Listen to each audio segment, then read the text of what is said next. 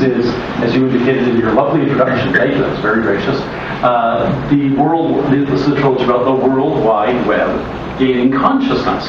And the notion for that came to me because I was reading New Scientist, my favorite magazine, comes out every week. And they had a little squib, probably a dozen years ago, that said sometime early in the 21st century, the internet will have as many interconnections as a human brain has synapses. And I thought, wow, what an intriguing factoid. What would happen if the same thing happened out of that complexity as happened when our own primate brains reached a certain critical threshold of complexity 40 or 50,000 years ago? Would consciousness emerge? And that, of course, was the genesis of the trilogy. And I've been asked, I've been on book tour for this trilogy since March 31st. I've been all over, I must say, and I am exhausted. Forgive me, but I am exhausted. I went right across Canada. I went to Tokyo. I went to Budapest. I came back, and tomorrow I start it all again. I go to Prince George, British Columbia tomorrow. I'm racking up the frequent flyer miles. But I keep getting asked about the trilogy and trying to find different ways to express what the trilogy is and why there are 3 books. And so here's a new one. Let's see if it plays. The first book, Wake, was the close-up shot of Caitlin Dechter, our main character, and her discovery that there was something lurking in the background of the World Wide Web. When I'm tired, my vocabulary goes up, not down. I was on Gary Doyle's show today, 5:70 a.m. All News Radio, and I started talking about something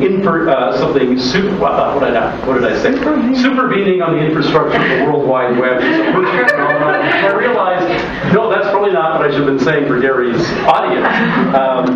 But I tend to get more highfalutin, not less, when I'm tired. So anyway, so the first volume is the establishing shot of Caitlin dealing with this consciousness that started to emerge in the infrastructure of the World Wide Web.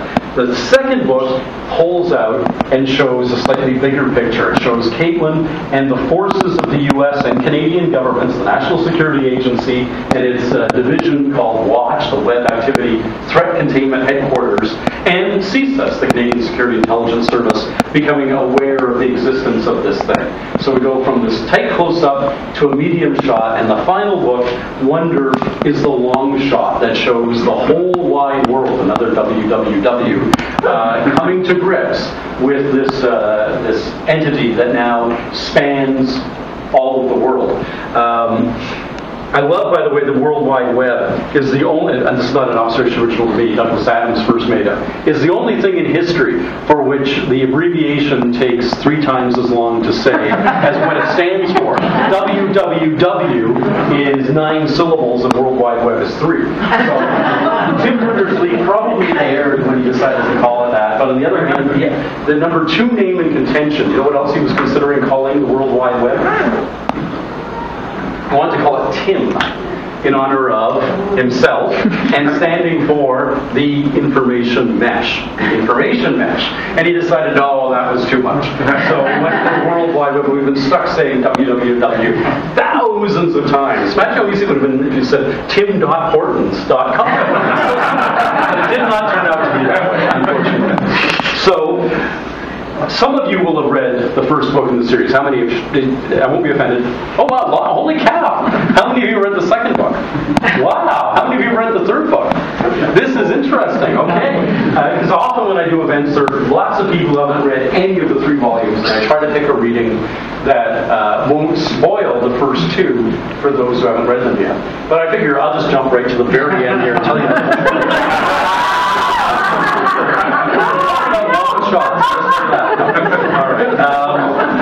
I still have 200 pages. Yeah, you be quiet there now.